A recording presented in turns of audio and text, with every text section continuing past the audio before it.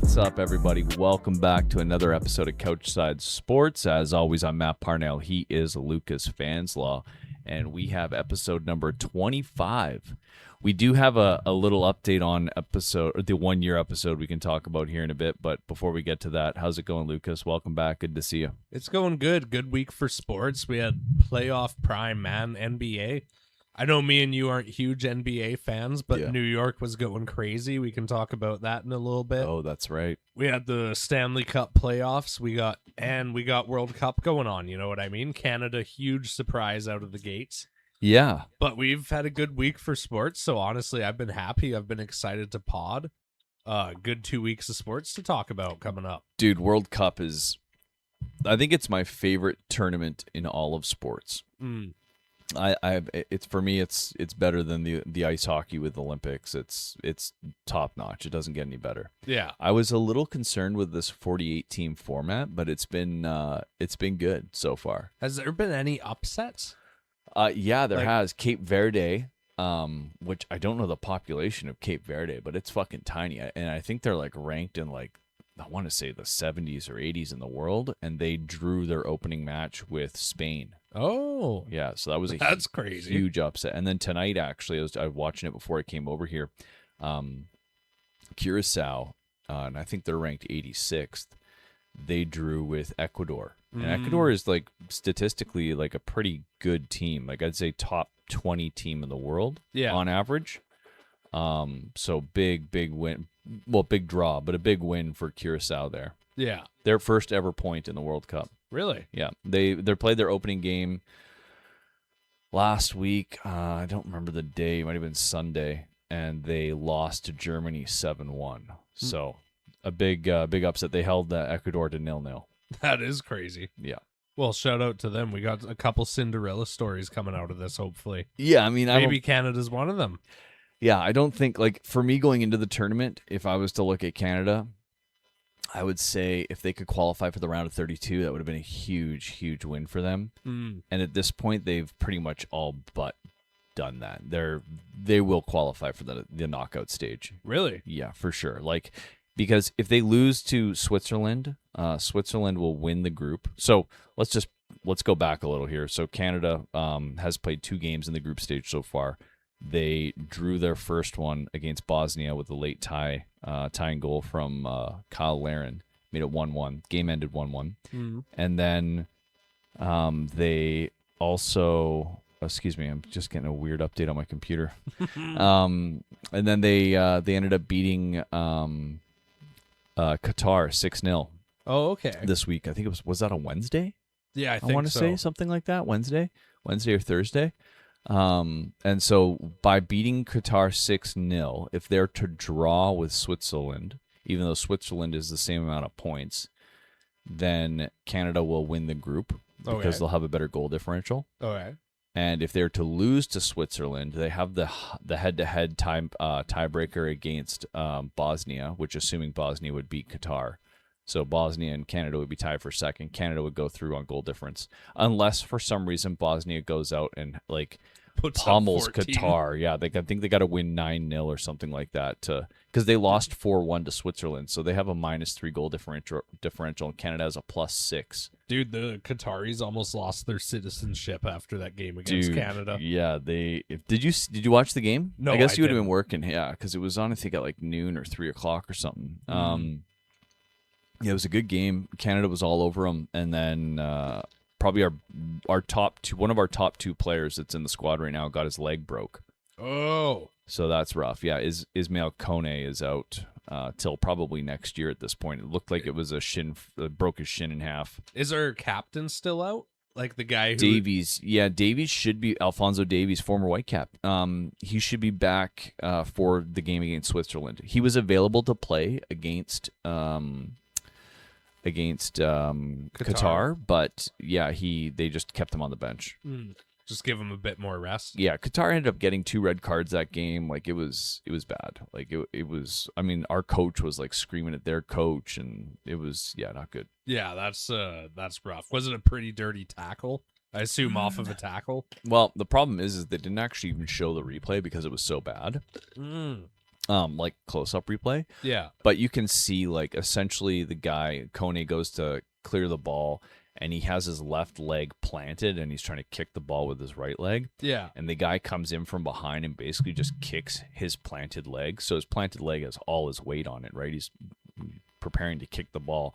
And as he kicks his leg out, his fucking shin snaps in half. God damn. Yeah. That is brutal, dude. It's one of those things. I love soccer, and I played recreationally growing up, like all the time with friends. We go to the field, at lunch, that kind of shit, and played a bit of men's league. It's a rough sport. If like you watch it and like the players give it a bad rep, like you have a lot of players that dive and they shouldn't be diving in the pro game, but you have to realize they're playing for millions and millions of dollars, so like every little fucking advantage helps. Yeah. But man, men's league is like fucking rough, dude. You don't have any fucking protection. A guy's coming into you like full speed, like. Oh yeah, and you got to go to work the next day. And then you got to go to work the next day, exactly, right? Like, yeah, for sure. Is a gruesome injury like that pretty rare? Yeah, I seen it once in a men's league game, coming across on a tackle, and kind of a similar situation. But like, I was tackling this guy cleanly, got the ball first with my left leg, and a pretty hard slide tackle. But then his it wasn't his shin, it was his ankle. His ankle kind of got caught underneath me as I was sliding in, and then he twisted, and then I could hear the pop, and then his fucking ankle was totally sideways. They had to bring a fucking ambulance, and I felt terrible, but at the same time, like freak accident. It's not like I was intending to do that. Like I didn't, it wasn't even. I didn't even get a card. Like it was just a freak accident. The guy kind of collided with me, and his ankle twisted, and. Yeah, that's brutal. So man. it is free. It is a freak accident, but it happens more often than you'd, I think, initially think. So is this Qatari guy like public enemy #1 while he's in Canada? I don't know. Like he felt so bad when it happened. You could see like he put his jersey over his head. He had his hands in his face. Like you could tell. I don't think it was.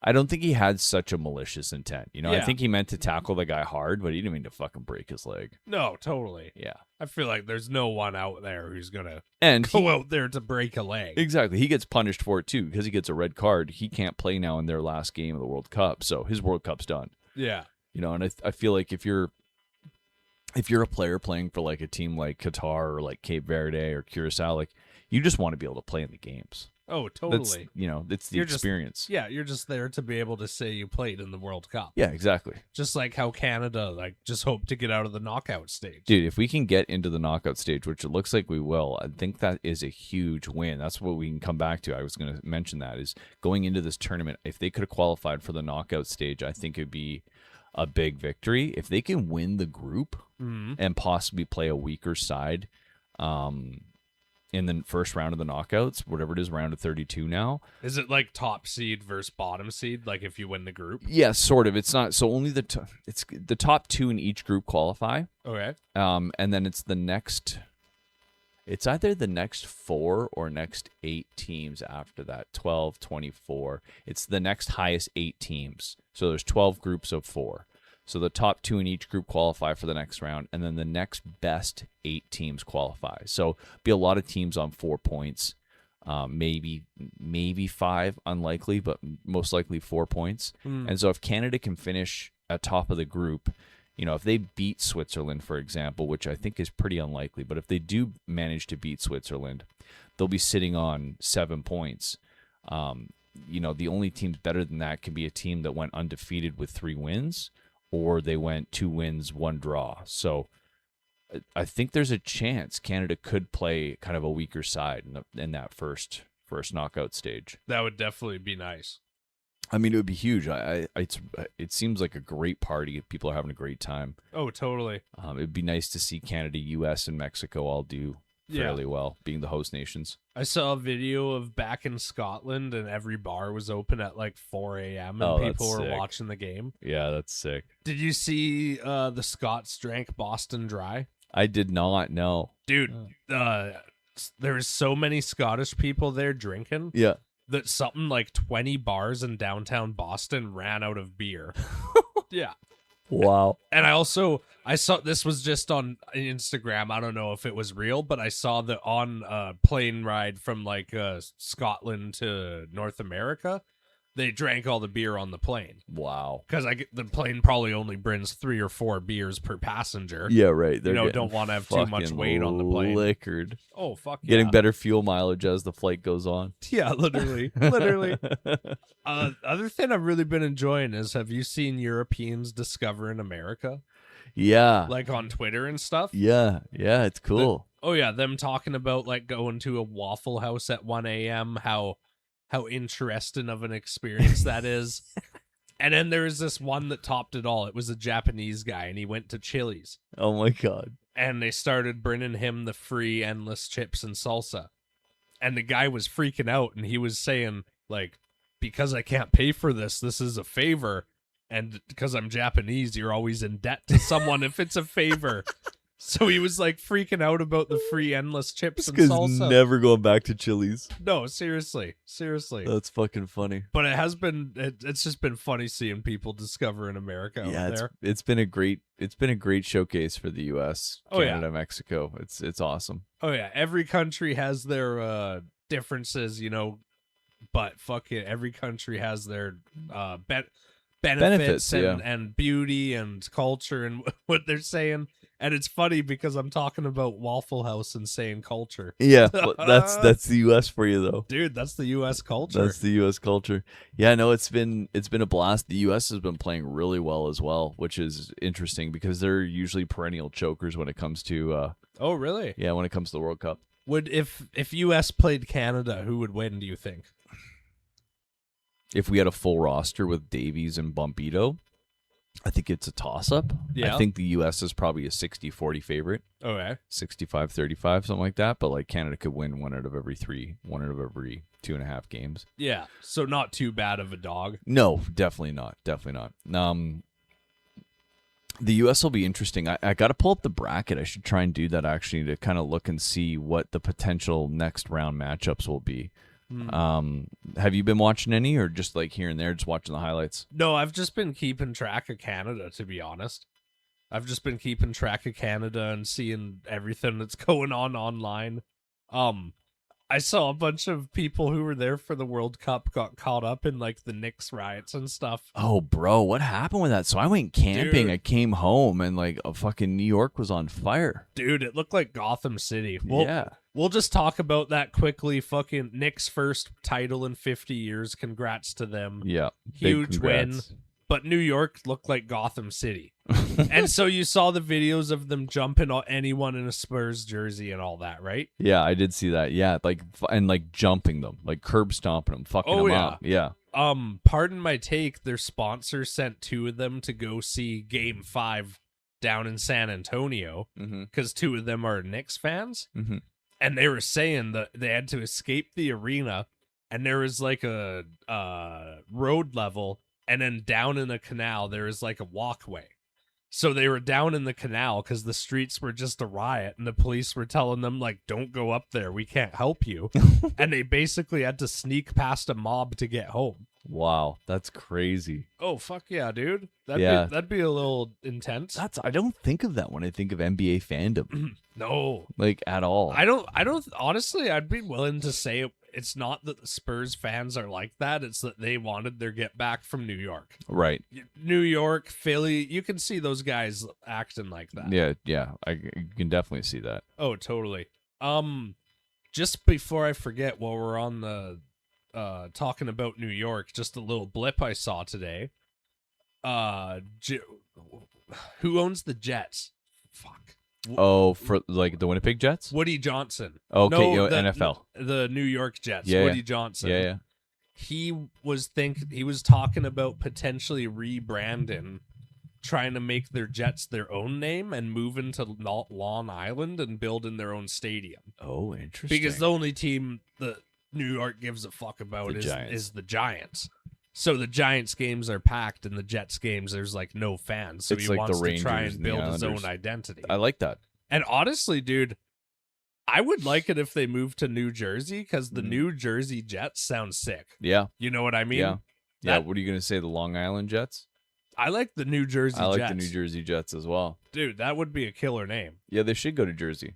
Yeah, they definitely should try and branch out. What's like the only other team, the Chargers and the Rams? Yeah, that's different though.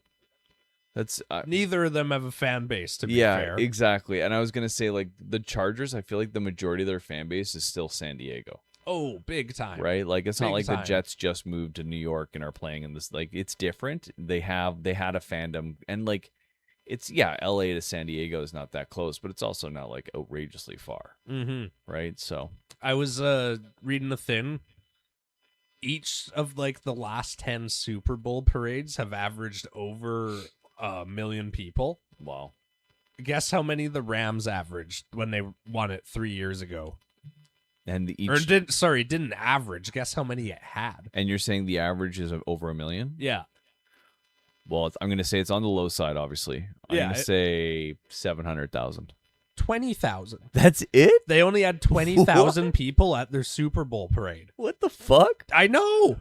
That's I know. crazy, Dude, I always thought that, like, it does make sense, like, them being LA, it's more of a socialite thing to go into a game, look, right?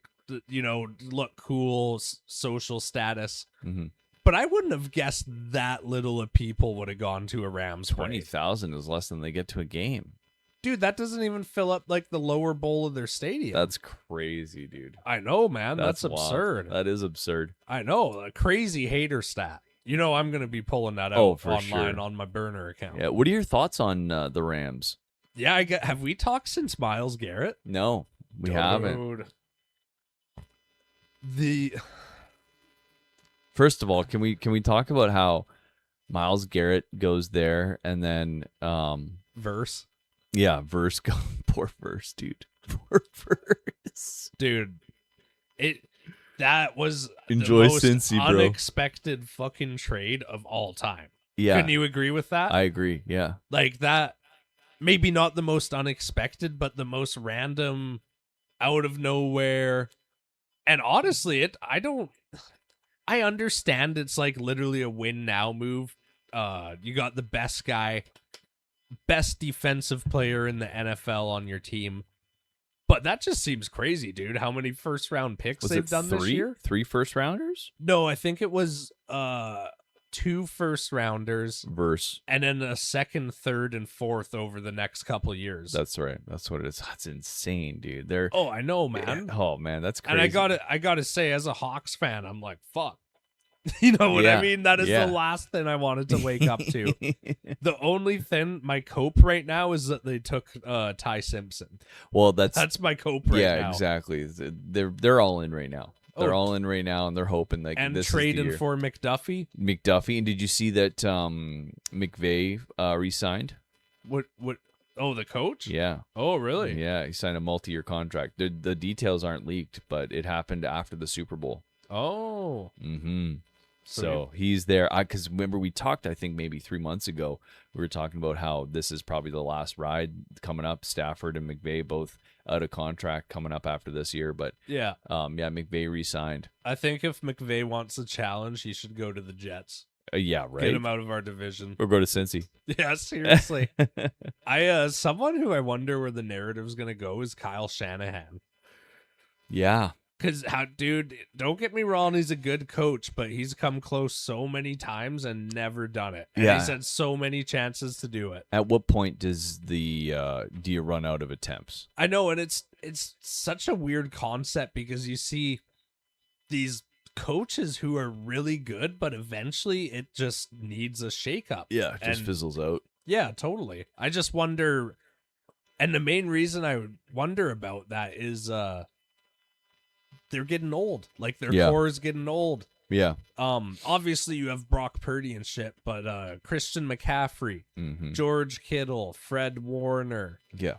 They're all injury Mike prone. Evans. Yeah, that's right. They're all injury prone. They're gonna they have all their eggs in one basket in the sense of they have all these injury prone guys. Oh, totally. And if one or two of them get knocked out, they're cooked. And it's the same story every year, dude. Yeah. And they play in such a hard division. Like, they should rebuilding right now. That's what they should be doing. Tear it down, rebuild. Oh, totally. Don't be as bad as the Cardinals. Maybe not a rebuild, but you need a couple retool years. You know what I mean? For sure. And when all that, what was it, the electric substation talk? Oh, dude. When all of that was going on, that was just total like bullshit, funny meme story. Mm-hmm. But the real story that people were talking about is this is true. Kyle Shanahan runs some of the hardest practices in the league, like in the sense of being old school physical. Right.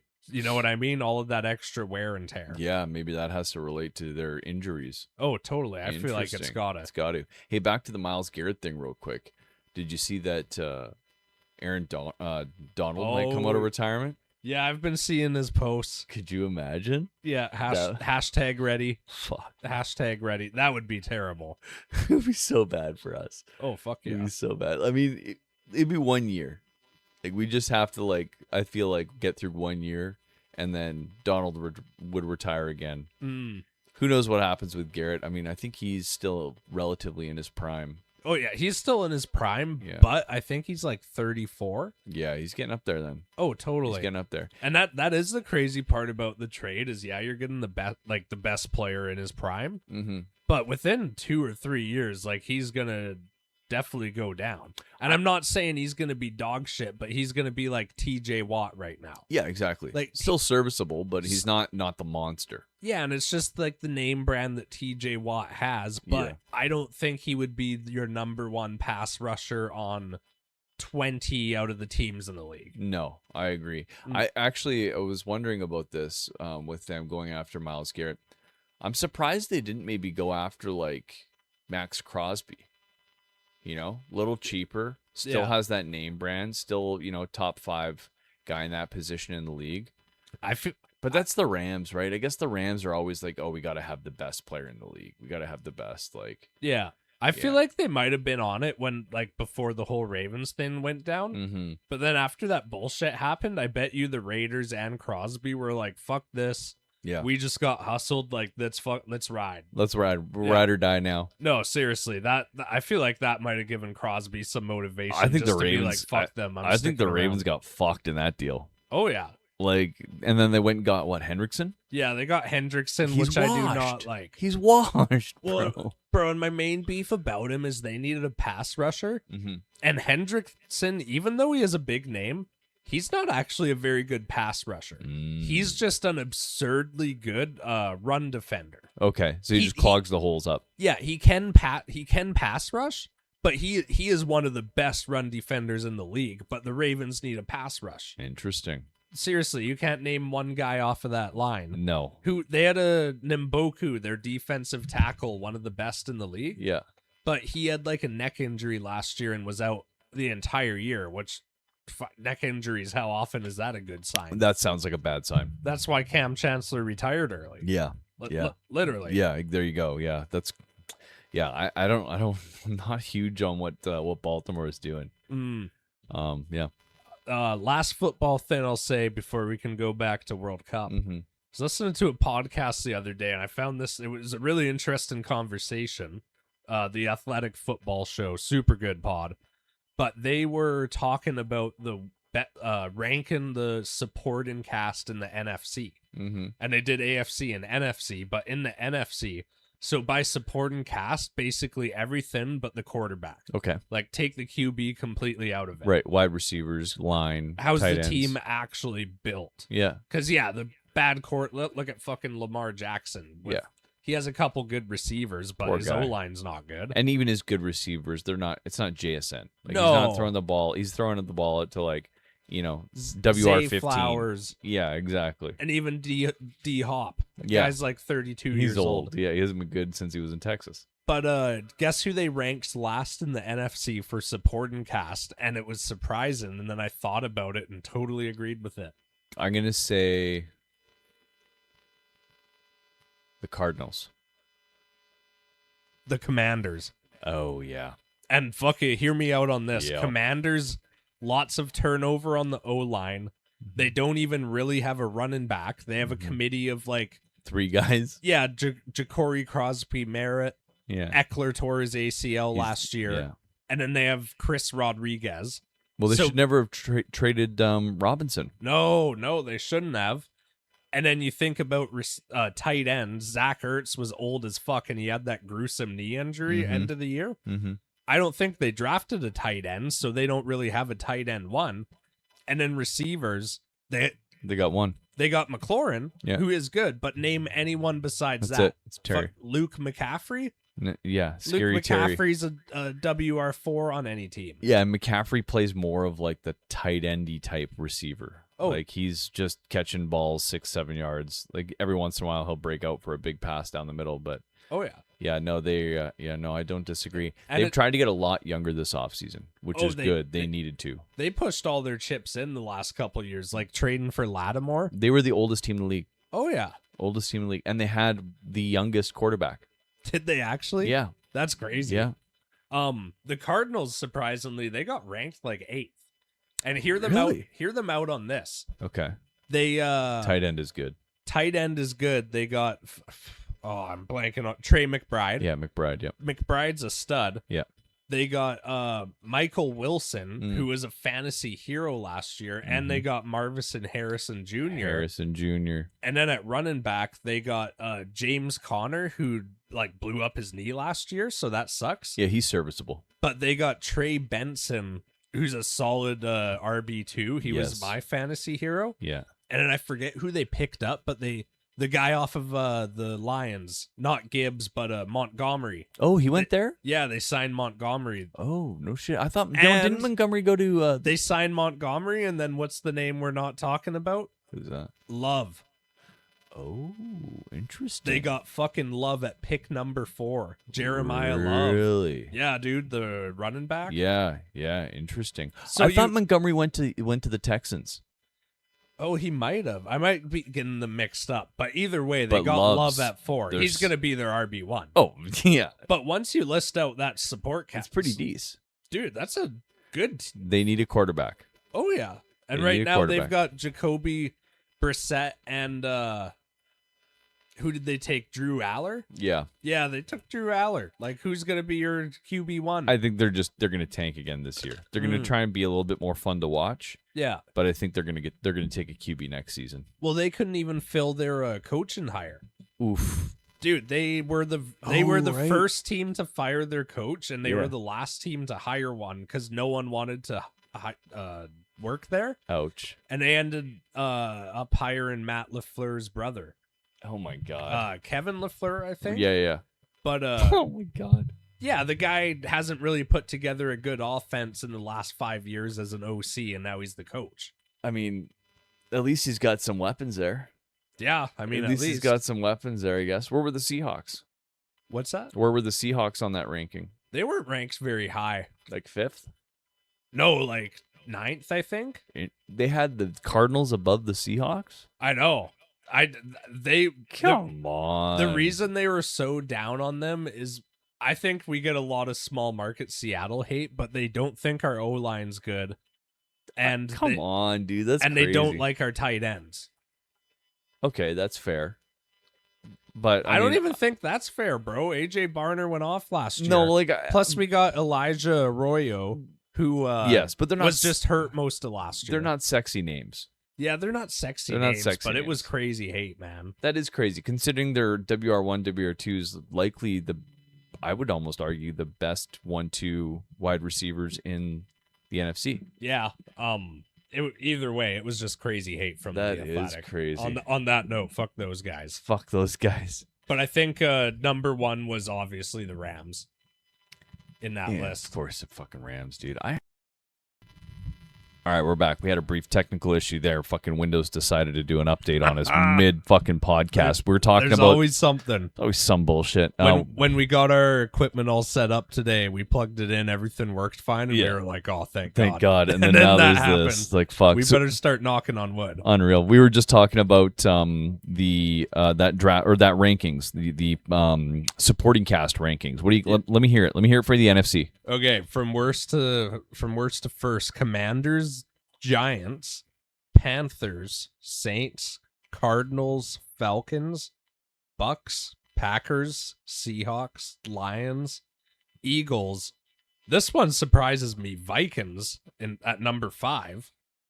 Cowboys, Niners, Bears, Rams. Was this the fucking Minneapolis, the Athletic? But to be fair, support and cast specifically. They seem pretty nasty. They got True. They got Jefferson. Yeah, they got Jefferson. They got Naylor. Who's the running back? Aaron Jones. Aaron Jones, yeah, Pac-Man Jones. Yeah, no, but yeah, you start to think about it, and it's like, okay, that makes sense. Yeah, the Bears being number 2 is also a surprise. that's a surprise. But at the same time, they got a really good O-line. Yeah, They've got Romo Dunze and Luther Burden, and then I think they took a wide receiver in the second round. and then they got that the tight end this last season, Loveland, and they still have what's his name? The Bears tight end, Komet. No, he's on the Bills. He's on the Bills, yeah. They have a tight end who's like maybe not a number 1, but a really good tight end. Right. And then their running back, they got DeAndre Swift and Manga High. Oh yeah, Manga High. Yeah. He was their 7th round pick last year, and he ended up going pretty crazy. Yeah, he did have a pretty good season. But the Bears have a pretty good supporting cast, but I don't think I'd put them 2. No. Even over the Lions. No, I think. And even how do you have the Lions below them? Like Amon-Ra, St. Brown, and Gibbs should be enough to be like top and 3. Laporta. And Sam Laporta. That's right. They're fucking. Oh, totally. They're stacked. Cowboys, to be fair, pretty good supporting cast. Great. Man. Hey, what happened with Pickens? With Pickens, Did he sign? He's just on the franchise tag this year. Okay, so he's still there. Yeah, he's got at least one more year there. Wow. But you got CD Lamb, you got Pickens, you got Ferguson, and who's the other tight end? They have a duo for tight end. I had both of them. You had both of them. I in had fantasy, both of them in and they were fantasy going last crazy. year. Yeah, that was crazy. Who was it? Oh, I'm blanking on that. Yeah, either way, 2 good tight ends, and then their running back. Who's their running back right now? Fuck, I'm gonna have to Google that. But the Cowboys, do have a pretty good supporting cast. I mean, in theory, their offense is good. I hate to say like anything positive about the Cowboys, but their offense is good. It's not like Dak isn't very good.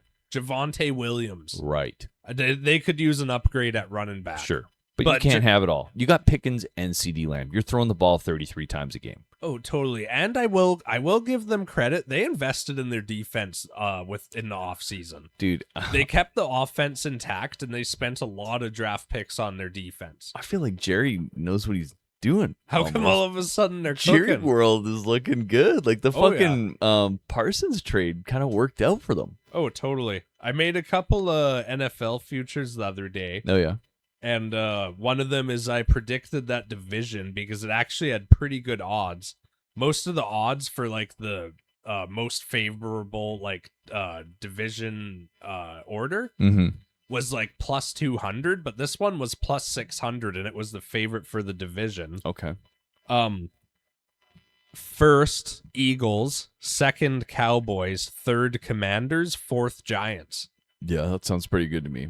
I mean, I honestly could see, I hate to say it, but I could see the Commanders finishing last there. Yeah, the Giants over them. Honestly, Harbaugh, you got Harbaugh there. You got Dart. You got PTSD guy, Scattaboo. Oh, totally. This was also interesting bet I placed. This is 5 into 32. 5 into 32. Wow. Chiefs starting quarterback week 1. I picked Justin Fields. Oh. They think Mahomes is going to start this year, but if he started, that would be an insane rehab. He's not coming back till like week 6. No, and that's what people were saying. Like at first, it was like best case scenario week 5. Yeah. Realistically, it was 6, 7, 8. But yeah, the odds on Justin Field to start is plus 550. Who are the other ones? The other one, they didn't even have another one. It was any other quarterback, and it was plus 6,000. So it's not Gardner Minshew. No, he's on. Who did he go to? He went to the Cardinals. Oh, of course he did. Yeah, he's backing up Jacoby, but I guess Brissett's in a contract holdout right now. He should get paid, bro. He looked pretty fucking good. I know the Cardinals stunk. Dude, and it is crazy because he looked good and they still only got 4 wins. Dude, it pissed me off when they would put Kyler in because he'd never give the ball to McBride, and I picked up McBride on fucking waiver wire last year. Dude, he hated him. McBride must have been racist. Yeah, or some and then shit. Brissett comes in, and Brissett's like, "Here you go, McBride," and McBride just pops off with like 5 touchdowns in 4 games or something. No, seriously, just goes off. Like, thank you, Jacoby. Yeah. Use the man to his advantage.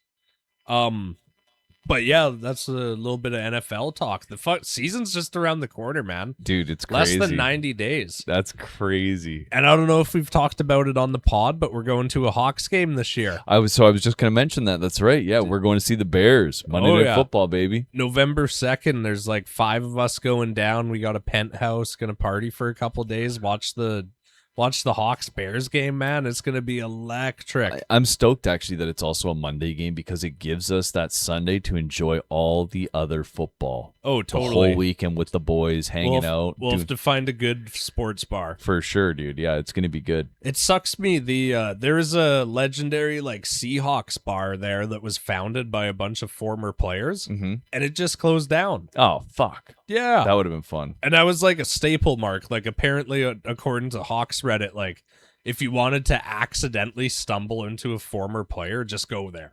Because they're quite there. Often a bunch of them own it. It's like 10 of them own it. We got to figure out where the other place is now. Oh, seriously. I did. If we want to circle back to World Cup. Yeah. And just talk about Canada real quick. So if Canada wins the group, the winner of Group B will play a third place team from either E, F, G, I, or J. And I can tell you right now, third place in Group E is Ecuador. They played today. They do not look very good. That could be Curacao, depending on how their last game goes. Okay. But, I mean, Ecuador is going to play Germany in their last game. Germany will win that game most likely. And then Ivory Coast or Cote d'Ivoire will play Curacao. I can't see Curacao winning that, but I mean, crazier shit has happened. Third place in Group F, this would be a tough game right now, is Sweden. They're pretty decent. They've scored 6 goals already. They've given up 6. That's who we play next, right? Or yes, is that Switzerland? No, we play Switzerland next. Oh, okay. Yeah. Group G, their third place team right now is one of the best teams in the world. That being said, Group G has only played 1 game so far. So still 2 games to play, but third place right there right now is Belgium. I think I likely see that third place team in that group being either New Zealand or Egypt. Okay. It's Belgium, Iran, New Zealand, and Egypt. Iran's pretty good, but all 4 of those teams have come to a draw. They've only played 1 game. 2 of the favorites kind of surprised. Morocco tied Brazil, was it? Morocco, they played yesterday, and I think was it Brazil? It might have been. You're right. It might have been the opening match. Yeah, I think it was. I just saw that. That seemed kind of random because I wouldn't figure Morocco could stand up to a Brazil. Morocco's pretty good. Are they? Yeah, Morocco. I mean, they're not Brazil good, but they are pretty decent. Okay. They've always been pretty good. Their current ranking, what do you think they're ranked in the world right now? Morocco. By the way, you make it sound like 15? 7. 7? They're ranked 7th, so they're pretty darn good. God damn. Yeah, they're no slouch, that's for sure. But I mean, still, it's Brazil. Yeah, true. You gotta give them benefit of the doubt. So that's EFG. Group H right now, third place is Spain, but it won't likely finish that way. It'll probably be Saudi Arabia. Okay. That's a winnable game. Group I, third place is Senegal. Again, I think that's a pretty winnable game. Group J is Jordan. So like I really feel like if they win the group, they have a good chance to go on and play in the round of 16. Now, if they finish second in the group, this is where it becomes a bit more difficult. So 2B will play 2A. So in Group A, the second place team is South Korea right now. They are very good. Canada would struggle against South Korea. It could be Czechia. It could be South Korea. Either of them are very good teams. So is soccer pretty big in Korea? it is. Yeah. Huh. Yeah. Let me look at what South Korea's ranking is in the world, but I bet you they're the top 15 team. While you're at it, how's Japan? 25, actually. Interesting. I was seeing a bunch of videos Japan is good. of Japanese people in Mexico like partying with margaritas. Oh, with yeah. I the saw locals. that too. Yeah. Yeah, that looks hilarious. Japan, I think, Japan's playing right now. They're playing Tunisia. They're up 2-0. Oh, okay. They are currently ranked 18th. 18th. Yeah. Oh shit! So South Korea's got some ground on Japan. Yeah, It's like a regional beef there. Yeah, there is a regional beef. Yeah, for sure there is. We need a match between the two. Yeah, for sure. I wonder when the last time they played was. Yeah, it's been good, dude. I'm so looking forward to this knockout stage. And the best part right now is there's 4 games of soccer on a day. Like usually a game at like they either start at 12 or they start at 10. It's like there's a game on at 10, 1, 4, and 7, or it's 12, 3, 6, and 9. Huh. It's just there's so much soccer on. Literally all day. I'm in fucking heaven, dude. And the best part, if you didn't have a kid, would you be on the couch for the next 2 weeks straight? well, the best part about my job is that I can watch a little football during work. Nice. With my extra monitors. So I've been able to catch most of the games so far. Nice. And on the weekends, James is actually, he loves watching soccer. So I'll generally get to watch one game a day with James, and I'll try and tape the others, or I'll watch the 15-minute recaps. Yeah. And then the night game, if it starts at 7, I might catch like the second part of the first half after James is in bed. Yeah. The game starts at 9. I'm watching the whole game. Like I'm getting to watch a lot of football right now, and it's great. That is nice. Yeah. Shout out to James for being a good sleeper. Oh, dude, great sleeper. Oh. And just loves soccer. We were playing soccer, and he wants to play all the time now. He's like, Dad, soccer, and we'll get up and play.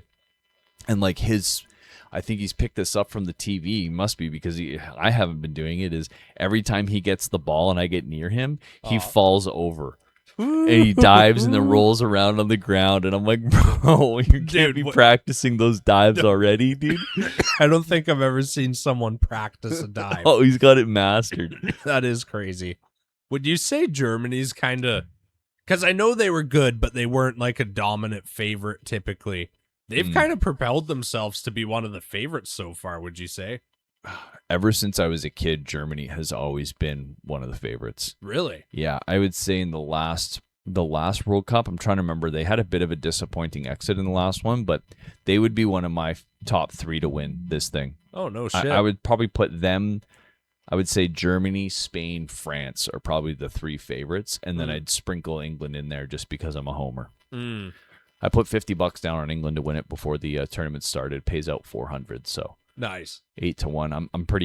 I'm hopeful for that one. Tristan sent me a fake meme, and it was a bet slip. Yeah. And it was 2 futures, and one had already hit, and it was England to win in 65 or whenever it was. And it was England to win in 26, and the payout was like 100 euros into 60,000. And for a second, I was like, "Oh, that's awesome, dude!" And then I looked, and I'm like, "Oh, fuck, He's fucking with you." yeah, totally." Oh, yeah, no, it's been a rough ride. I mean, I've never seen them. They've never played in a FIFA World Cup final since I've been alive. They played in a Euros final and lost to Italy. So, but this is their best team they've ever had since I've been alive. This England team is very good. So there's a lot of life in England right now. It's coming home, baby. Yeah, that is nice.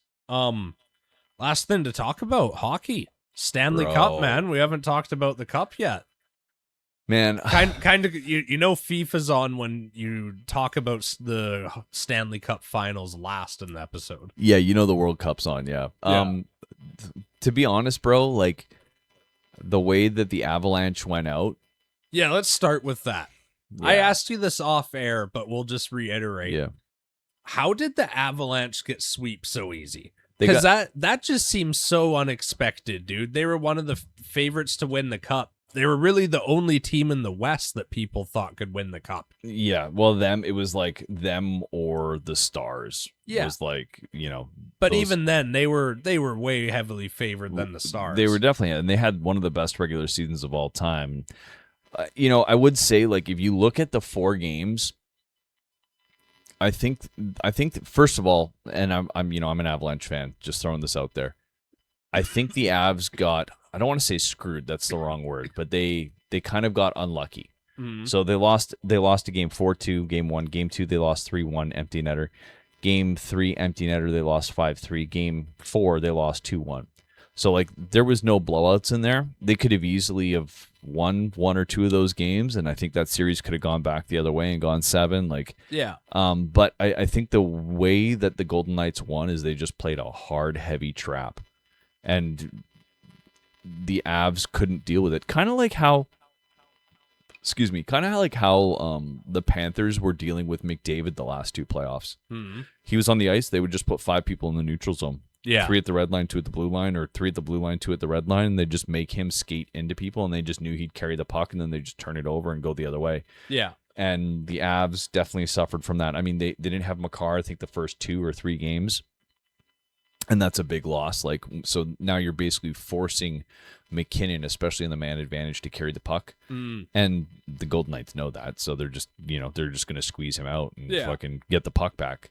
Whereas when you got Makar there, McKinnon or Makar, you got 2 options. It splits There's at it out. least a 2. Yeah, exactly, and 2 of the best players in the world, right? So, and I don't want to say injuries were a deciding factor. The other thing too is they just simply got outcoached.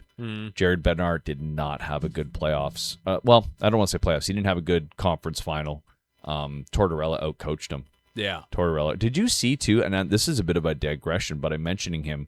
Tortorella didn't get re-signed in Vegas. No, he said he was done, didn't he? Yeah. Yeah. That's crazy.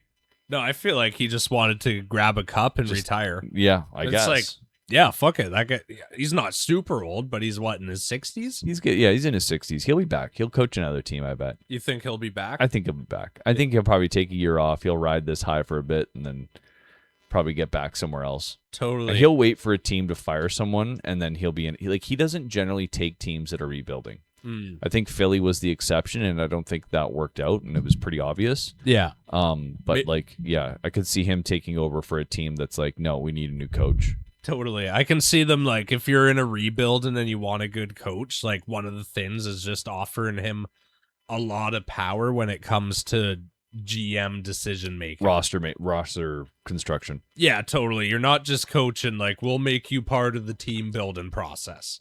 Yeah, he has to be, because they need to be players that want to play for him or that can play for him. Oh, totally. Right?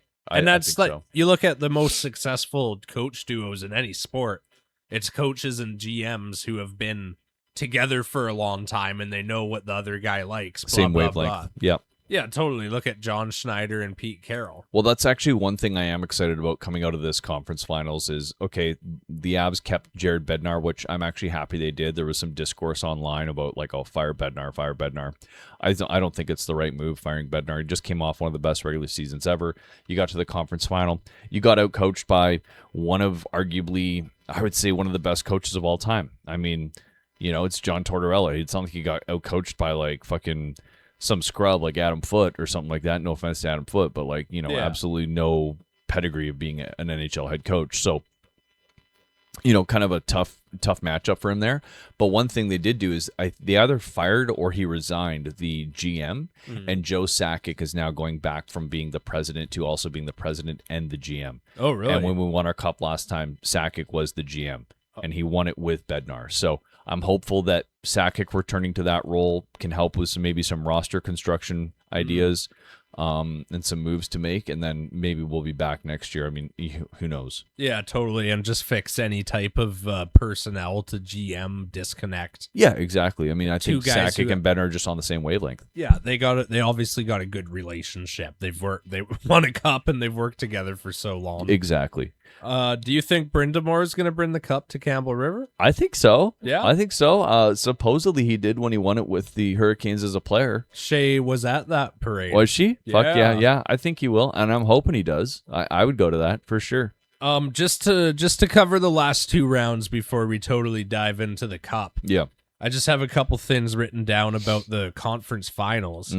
I'm surprised the Hurricanes rolled the Canadians, man. Yeah, 4-1, dude. That wasn't that close of a series. No, totally. And a couple of the games were blowouts, weren't they? I got them up here. So yeah, first game. Well, Montreal started the series strong. They won the first game 6-2. Canes then won 2 games 3-2. Game 2 and Game 3, and then Game 4 they won 4-zip, and then Game 5 they won 6-1. So once it got to Game 4, it was a blowout. One thing I will say though is like I think if you're a Canadiens fan, or even if you're like a part of the Canadiens organization, you are absolutely thrilled with what happened this season because they're young, aren't they? This isn't like a fluke year. They're just young. This was their kind of entrance onto the scene, if you will. Like last year they made the playoffs. Okay, wasn't great. They lost. This year, they proved that they're going to be a good team. Now, that being said, they played. Who did they play? I think they played Buffalo, Tampa. I think it was Tampa first round. They started with Tampa, then they played Buffalo second round. So I think the Tampa series, like, that's a great win for them. Buffalo, I think Buffalo's another young team. Yeah, Buffalo's aura, if you will, could only go so far. Yeah.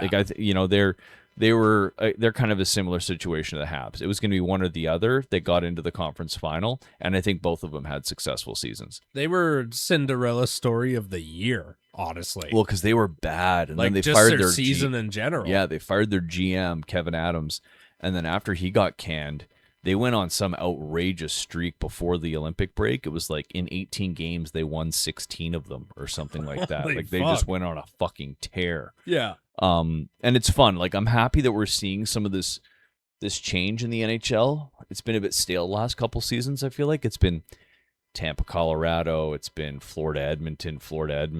You know, it's getting like let's see some new teams come onto the scene. Like even Vegas. Like like if you put any other team in that conference final, it would have been tough as an Abs fan to be like, oh, I'm going to root for Dallas or I'm going to root for Minnesota now. But I definitely would have rooted against Vegas. Oh, totally. Fuck Vegas. Plus, I feel like Carolina, it's one of those places where it's like they're not known for any sports really. Fucking like good for them. Yeah. You know, they're not a lot of people hate Carolina. No. Who would their rival team be even?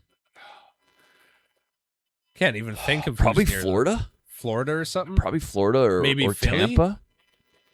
Yeah, maybe. I don't know. They're kind of like down that coast. Like, you know, they're North Carolina, but that's, I think, only 2 states away from Florida. I think that's probably the closest. I think their previous rivalry would have been Atlanta.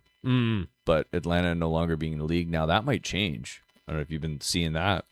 No. Yeah, there might be a team going to Atlanta again. Really? Yeah, apparently they're part of the expansion. Yeah, they've got investors, and like there's no timeline on when this could happen, and they'd probably have to expand to 34. But that is something that's floating around. The next teams will probably be one in Houston, one in Atlanta. Okay, that'd be sick. Yeah. You see, the NBA's expanding also. No, they finally going to 32. I don't know if it's official, but like this isn't just a leak. This is like something that's kind of on the roll. Yeah. But they're bringing back the Supersonics. Oh. And they're going to Vegas. Oh, let's go. I think they said by 2029. Okay. Fuck yeah. I but mean, getting the Supersonics back would be awesome. Bro, I loved the Sonics, bro. Oh, yeah. That was fun. Yeah, them and that's from like a fun era, you know, back in the 80s, the 90s and stuff. Yeah, 90s ball was different. I loved basketball growing up, and it's just not the same for me anymore. I don't know if it's the personalities in the league, the way that the league, like the game is being played. It's a 3-point contest now. Oh, yeah. Whereas back in the 90s, it was rough. Bro, fucking Steph Curry changed the game, honestly. Completely. Like, I have a couple buddies who are really into basketball, and like, you know, you obviously had crazy 3-point shooters before Curry, but him pulling up from deep normally, like, just like as if he's at the 3-point line, that changed the game. Oh, dude, he literally changed the game. I mean, he's a generational player. And even, pardon my take, they're talking about the playoff run that the Knicks had.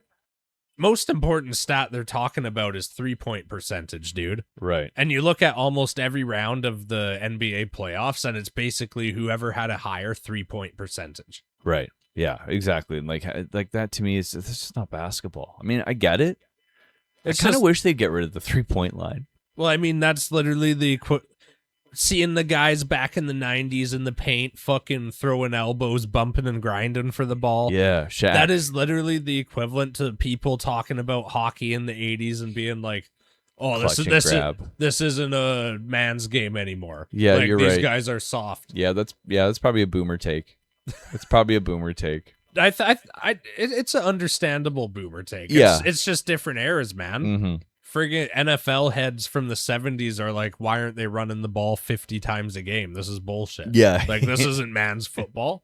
But I love the passing game of football. Oh, yeah, it's made it real fun.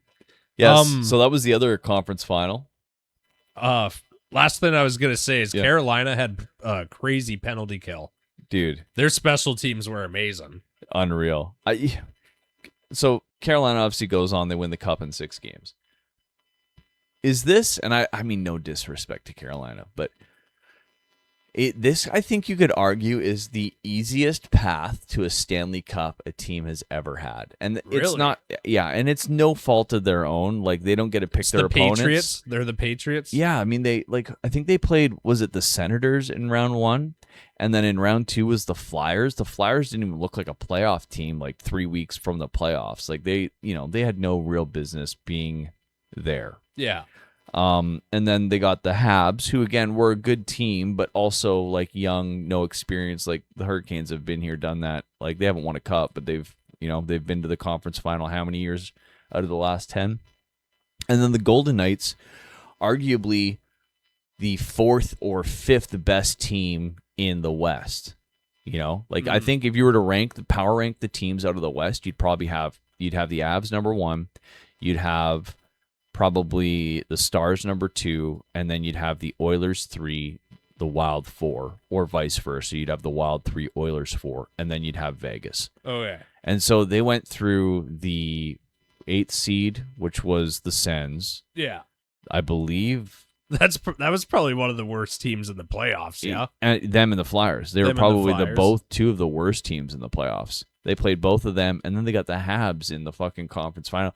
I really feel like and again, no disrespect, they don't get to pick their opponent. They have a good regular season, that they earned it. Yeah. Like, that makes the regular season worth it. But you can't deny the schedule mismatch. Yeah, it's kind of like, it's pretty soft, honestly. Bro, they got to play the fucking Broncos without Bo Nix. That's right. Yeah, exactly.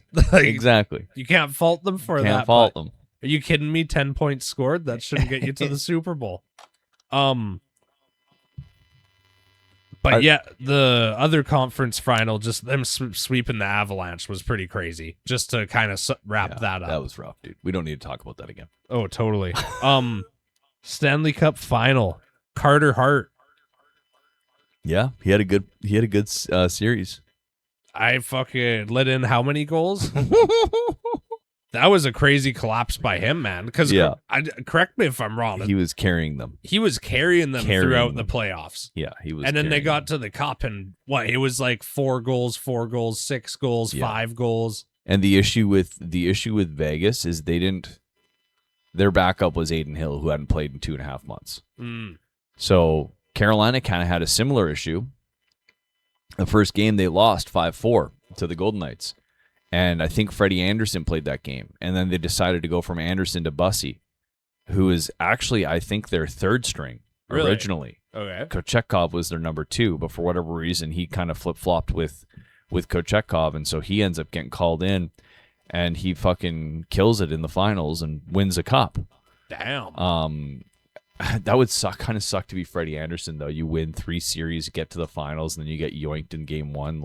And then the other guy wins the cup? The other guy wins. And apparently, I didn't see it, but apparently Anderson was the second goalie to get the cup. Really? Yeah. Damn. Which sucks for him, but I mean, you won a cup, so yeah. At least you said you did something. Well, fuck it. Yeah, I understand his gripe, but at the same time, you were the guy throughout the season and through most of the playoffs. Yeah, you were the guy. Yeah, you just you went cold. Tell people you got injured. Yeah, exactly. Tell people you got injured. I think that was part of it, was that they said he was injured, but I think it was more of a situation. Like, I don't think he dressed for game 2. I think it was it was game 2. He stayed in for game 2. So was it game 3 he got pulled? Yeah, it was game 3 he got pulled. He let 4 goals in on 16 shots, and then Bussy came in and fucking played lights out. Yeah, and then after that was the game that they came back and won, I think. Bro, Bussy, what a name. Bussy.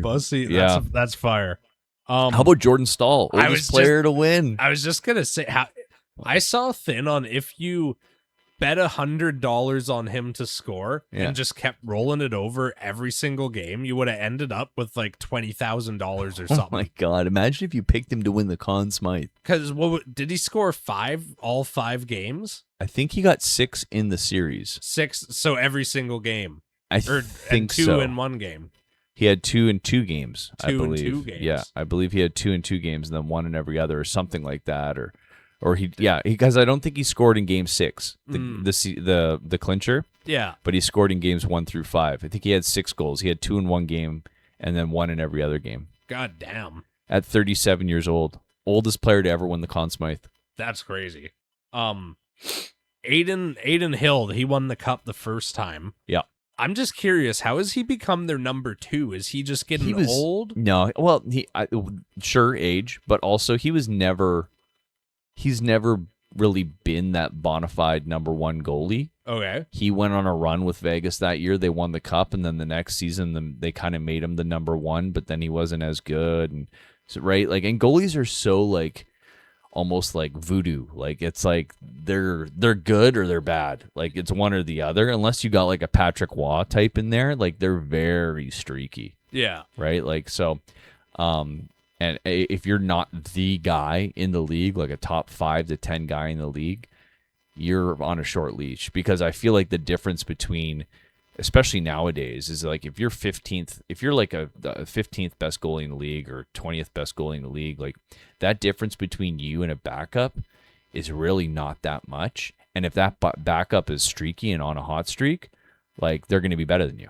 And yeah. They're just going to play, right? So, and then on the other note, the gap between 15th and like 7th is probably way bigger than the gap between 15th and 30th. Exactly. It's like in golf. Like they're like back in the day, you had Tiger Woods. That gap between Tiger Woods and the next guy was just huge. But then that number 2 guy or maybe number 3 guy down to like number 20, there's really not a huge amount of difference. Like on any given day, one or the other could win. But then you got the number 1 guy and it's Tiger Woods. It's like he's fucking lights out. Yeah.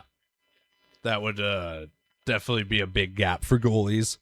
Also, fucking Vegas, their scoring depth wasn't there. Yeah, well, they fucking Chicklets were talking about that a lot. They really did not have their 3rd, 2nd, 4th lines contribute. No, I think they really struggled. Like I think Dorofiev, the Russian guy, I don't think he scored a goal until game number 5 or something like that. And his previous goal before that was like in round 2 or like the end of round 1. And like there you go. That's a guy that should be scoring. Thomas Hertel, another guy. Like you look at their roster and I feel like it was not that good. Mitch Marner just went fucking off. Mitch Marner was a goddamn animal, dude. Yeah. He was proving everyone wrong in Toronto. I think he had 28 points or something like that in the playoffs. And it's, I don't know the whole story. I'm not a huge hockey guy, but I feel bad for him because from what I know, he just doesn't perform in Toronto in the playoffs. Everyone's pissed at them. They hate him. He goes to Vegas. He has success, and he's getting depth threats. Yeah, and the thing is he's a Toronto kid. Yeah. Like, nobody on those Toronto teams was playing good in the playoffs. And he was just the whipping boy. Like, oh, it's Mitch Marner's fault. It's Mitch Marner's fault. And then he goes. How goes come to they Vegas. didn't blame Matthews? Would he perform? But he No. was like the only guy. No, he still wouldn't perform that much. I feel like Matthews would get some of the blame, but I think Matthews has a bit of a he's got a bit of a protection bubble around him because I think Leafs fans kind of view him almost like a McDavid, right? Whereas Marner's kind of more of the supporting guy. Yeah. Also, Matthews is a center. Yeah. Matthews has scored 60-something goals in a season. And that's fair. When McDavid has a bad game, it's not where was McDavid. It's where were all the fucking other guys on the team. Yeah, exactly. He can't carry you every single Exactly. game. I don't think Matthews earns that reputation, to be honest, especially the last season and a half. But we'll see. I'm interested to see what they do at the draft, but we can save that for not next week, but the week after. The draft is coming up. Yeah, they got McKenna. We had a congratulations applaud for Tristan last time we saw him. Yeah, dude. What if they don't take him? What are the odds of that? I don't know what the odds are, but one thing I will say is doing a bunch of reading and research and listening to kind of professionals talk about it, they say right now Stenberg is the better player. Really? Yeah. Now, McKenna has kind of that dynamic upside to him.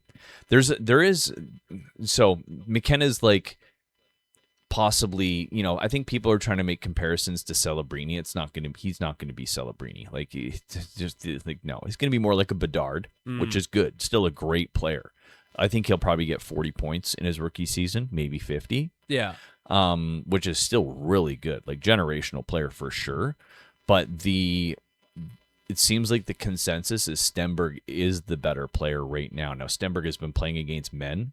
Gotcha. I think he broke the Swedish Elite League scoring record for an 18-year-old or an undrafted 18-year-old or 17-year-old. And like the previous record was held by like Peter Forsberg and like the Sedin twins. Like, so it's like he's in pretty good company, right? So now, do you think McKenna just has a fucking hype train right now? Everything that's been going on, him knocking that guy out for talking shit. I think so. Now, for a long time, wasn't he viewed as the consensus number one? Well, he was, but then then Stenberg had such a crazy start to this season. Yeah. And McKenna kind of fell off at Penn State. So McKenna played in the WHL the previous year for Medicine Hat. And crushed it. Like, consensus number one, this kid's going to be a generational player. Like, he's everything that you want. Then he goes to Penn State, and like, I think we've talked about this before, but like the difference between the OHL and going and playing in college is in college, you can be playing against guys that are 23, 24 years old. Like, they have less games, but they also have more training. There's more like off-ice stuff. There's more time in the gym, that kind of thing. Yeah. So McKenna kind of has a bit of a cold start. I think he was like a point per game or just under a point per game to start his college career. Keep in mind, he's 17, 18 years old. Yeah. Right. Young guy playing against 22, 23-year-olds. Whereas Stenberg, 17 years old, he's playing against men. He's playing against 30-year-olds. He's playing against 27-year-olds over in Sweden. Yeah. And arguably more difficult competition than the NCAA. Like, I think if you were to take a player and they were to have a season like Stenberg, as a 17-year-old in Sweden in the Swedish Elite League versus a player having a great season in his rookie NCAA career, the player in the Swedish Elite League is far more impressive to me. Yeah, that's far more impressive. Very fair point when you put it that way. You start playing against guys that are 30, like you're playing against fully developed pros. And a lot of those guys are guys that played in the NHL for a few years or whatever, right? Like, They're not fucking just random, I don't want to say bums, but like, these college games, sometimes they'll go and play we're going down to play Alabama State or Alabama whatever, right? It's like, okay, they're not on the same level as like Frölunda in the fucking Swedish Elite League. Like, yeah. It's a different quality. So there is a consensus that Stenberg is the better player right now, but you have to have some fucking balls to not take McKenna. Yeah. Because I feel like the Canadian factor, the Toronto Canadian market. Yeah, yeah. Oh, that's huge, dude. It's huge, and he just has so much dynamic potential for like that high offensive upside. Yeah, and especially as a team like the Leafs, when you have Matthews there, you've got Nylander there. They just made a trade for Darren Radish yesterday or the day before. Like, they've got some good pieces there, and I think McKenna will be successful on the power play there. Stenberg, where I see Stenberg really excelling is I think throughout their career they'll always be compared, and I think Stenberg will, at the end of the careers, he will be seen as the much better 200-foot player, the much more complete player, can score, can assist, can check, can power play, can penalty kill. I think McKenna is going to be very much like just the offensive guy. Yeah. Which is fine. So, it'll be interesting to see, but I don't think it's as slam dunk as people think. Now, that being said, I do think the Leafs are going to take McKenna, but it wouldn't completely floor me if they took Stenberg. Gotcha. So we'll see what happens. I'm excited. We'll have to have Tristan on in a bit to talk Leafs. We can bring up Puckpedia, do a deep dive into their future. Totally. My hope is the Leafs take McKenna, and then at number 2, the Sharks take a defenseman, and then the Canucks can get Stenberg. Yeah, the Sharks also really jumped some picks there, man. They and the Leafs, bro. They both jumped up. I think I saw the Leafs had a 11% chance, and the Sharks had a 7% chance. Crazy. Yeah, that's some Dude, the Sharks are going to be a fucking wagon. Well, I know we've talked about it quite a few times, but they're going to be a getting wagon. the second pick now? The second pick, and You're either getting McKenna or Stens? No, I don't think they're going to take Stenberg. I think they're going to take and who knows? But if I'm Mike Greer and I'm the San Jose Sharks right now, with that number 2 pick, I don't need Stenberg. I love the player. I think he's a great player, but you're in a position now where like you have Will Smith, you've got Celebrini, Toffoli, you've got Askarov in net. You need a defenseman. You know, you need a... Is that definitely their weak point? For sure, man. And if they go and get this, I think his name's Chase Reed. He looks like a Makar type. Does he? And so it's like you could take this guy and be like, I'm set. I've got a number 1 D, a number 1 winger, and a number 1 center for the next, and a number 1 goalie for the next 10 years. Yeah. Right? So, and then you just fill the pieces in around it. Like, to me, it's a no-brainer that they take the defenseman at number 2. And then that leaves the Canucks with the leftover forward. So we'll see. I mean, there is a world where they take Stenberg at 2, though, and then the Canucks have an interesting choice. Do you take the defenseman? We don't really need defensemen. We need centers. And then you got Caleb Malhotra sitting there, who's arguably a top 3 pick in this draft. Isn't that guy also a Vancouver kid? Or He a is. BC kid? He's a Vancouver kid, and his dad, Manny Malhotra, played for the Canucks. Oh, that's his son. Was on the 2011 team. Yeah. He just got hired as the head coach for the Canucks. Oh, no shit. So there's an interesting dynamic there as well. There's a lot of storylines going into this draft. I'm really excited for this NHL draft, more so than a lot of other years. When is it?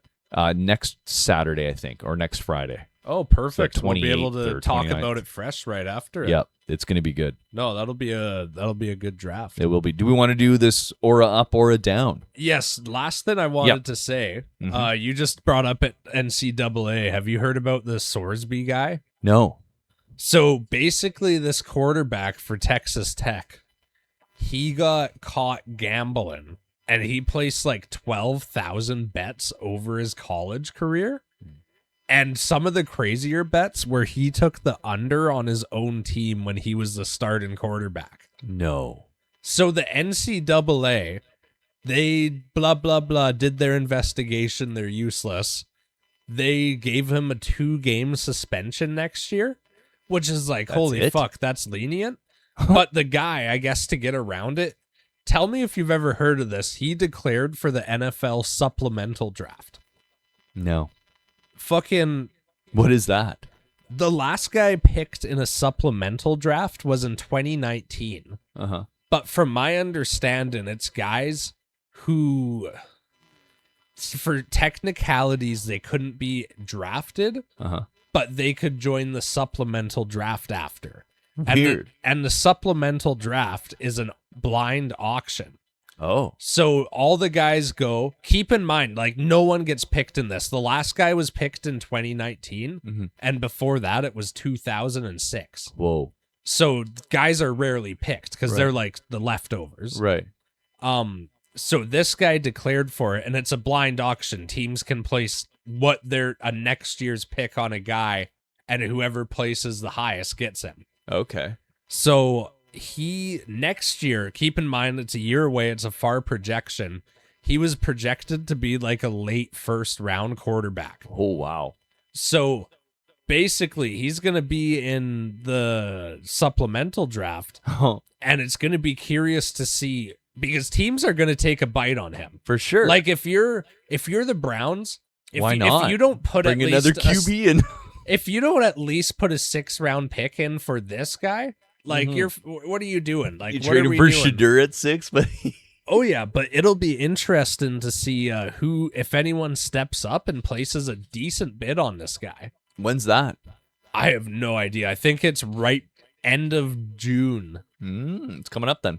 Yeah, Very or cool. maybe end of July. It's right before like official off-season training camp starts. Right, training camp's open.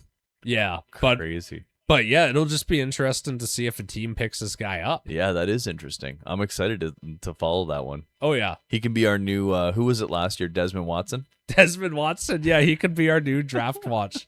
Let's see if the gambler gets on a team. Yeah, the gambler. But even if you're the Cards, like why not throw a 5th-round pick at it? Yeah. You know? You What get do you them. get next year in a fifth, anyways? Yeah, seriously. But then on the next note, cars are going to be ass, and next year's supposed to be loaded. Right. Yeah. So maybe you don't want to waste that pick. Oh, totally. Yeah. But, it could be, interesting. We'll see what happens. From what I know, there's basically 10 quarterbacks next year who are all going to be fighting to stay in the first round. Wow. Like it's going to be like 8 quarterbacks taken in the first round, I'm willing Wow. to say. Maybe not 8, but 5 or 6. Did Mendoza ever sign?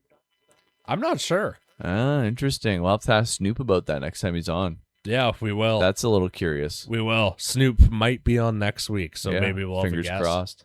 Friggin' Aura up, Aura down. Yeah, new You people segment. ready for this? New segment. Explain it. Explain it. Thought of this up. Just thought it'd be some fun. We're all pretty banged up by the end of the night. Yeah. Fucking Aura up, Aura down. You gotta pick something that negatively it could have happened to you or you could have saw. Mhm. Aura up, something that happened to you or you could have saw that is an Aura up thing. Okay. You started off. My Aura up. Got drunk at a 1-year-old's birthday party today. That was a good time. Yeah. Not drunk, but had 3 beers. Yeah. Was feeling good, chatting up the socialites. Yeah. Heck yeah. Or a down. Aura down. This could be an aura up, but bought a new van. Oh, you did buy a new van. You're And part actually, of the minivan crew. I should put that up on the aura up. It's a 2020 Toyota Sienna. Actually, absolutely do love it. But now a $10,000 line of credit. Yeah, I mean, whatever. It's a new vehicle. Totally, Right, and it's at a new least vehicle. something we can get paid off in like a year. You know what I mean? And grats on becoming a minivan owner. Yeah, totally. Honestly, I really do love it. You're fitting I'm into just- the dad spec pretty good. Oh, totally. I guess my beef is just with car prices. Yeah, I want Dude. Caitlin to buy a minivan, not gonna lie. Dude, it's crazy how new cars are like $100,000. It's dumb. It's dumb. I mean, that's like I was in a car accident, maybe a year and a half ago now, and I had my Jeep Wrangler 4xe, and it was a Rubicon. I think it was used, I paid $60 for it, which is still pretty expensive. And then it got totaled. I had the replacement insurance on it, but because it was used, they gave me cash value for what would a new one be. A new one was like $86,000 for the same vehicle. Yeah. So, okay, cool. I got a great cash payout for it. But then I was sitting there like, I don't want to go pay $86,000 for a fucking Jeep. Yeah. So I bought the Nissan Frontier or whatever. And I think I paid $52, which is still expensive. But it's like, like even the Chevy midsize I was looking at for like a similar model, like top of the line model, Colorado. they're like 80, 90 grand. Oh, 78 totally. grand plus tax, plus fucking interest, Totally. all that shit. I'm like, what the fuck? This is And- retarded. And if I was rich, I'd get a Tacoma. But Yeah. I'm not fucking rich. I'm not rich, and even those, they're still 90 grand. It's Yeah, it's insane. I exactly. don't think I could not justify 90 grand on a mid-sized truck. No, dude. That's crazy. I'd have to be bringing in bankroll, man. Yeah, for sure. We I'm gotta- buying a full-size truck at that price. We got to get this podcast money going. That's right. Sponsors. Where, Sponsors, Where are you where- at? where are you at, Where are you at? sponsors? I'll sign the check right now. Send it over. Hey, I guess we're gonna be able to talk fantasy football soon, which will be good. Yeah, I've been I'm thinking about excited. that. We'll have our league coming up. Yeah, dude, I'm excited. How about you for Aura? Aura up. Went camping last week. First time going camping with the kid. Okay. Was a blast. Great time. Yeah. Good Good memories. great memories. He had a blast. It was awesome. Had a couple drinky poos. I was able to have some drinks, with some friends and shoot yeah. the shit and then watch the kid rip around during the day. So that was fun.